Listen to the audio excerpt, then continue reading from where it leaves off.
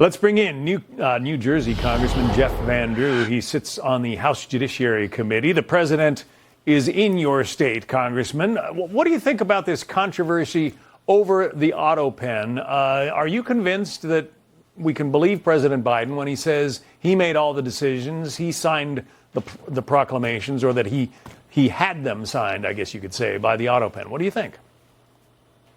I think it's more than a controversy. I think this is a serious scandal. We knew it all along. There are multiple parts to it.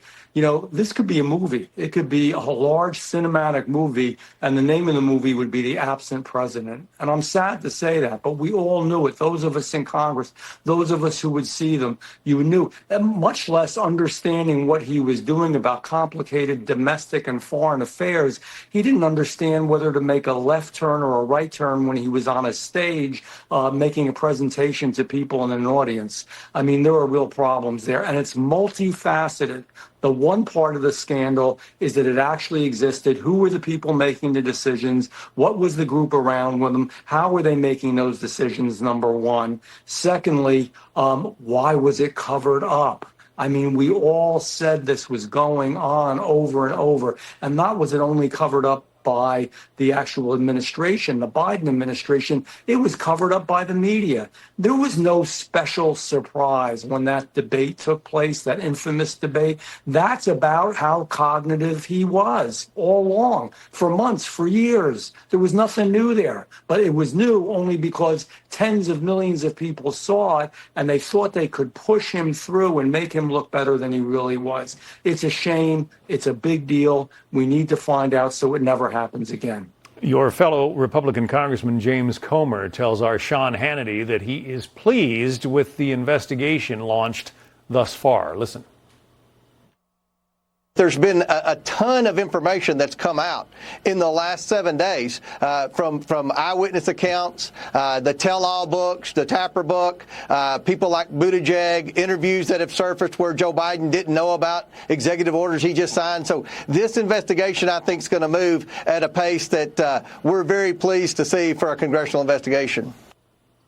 But the former president is saying that he was well aware of everything he was doing while in office in that statement that we just read. How do you answer that?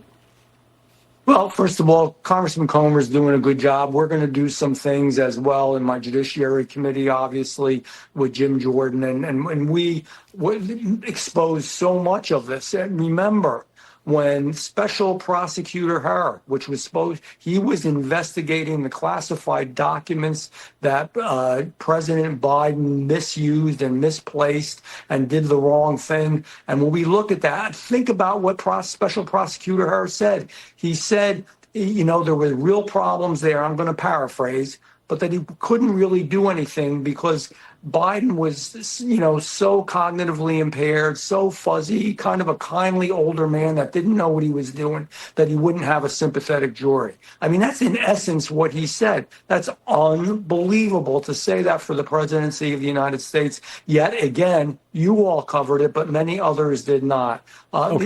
The biggest thing here, it makes me sad to see what happened for America. We can't let it happen again. We could really have dire circumstances. But as you know, there are an awful lot of people out there who say this is just younger members of Congress sort of beating up on an older man. How do you answer that criticism?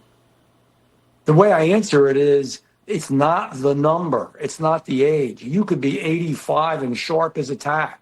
You can be 55 and have a problem. I don't care what the number is. I care about, you know, the way that you present yourself and your ability and whether you're impaired or not. It was so obvious. Seriously, John, we all knew it.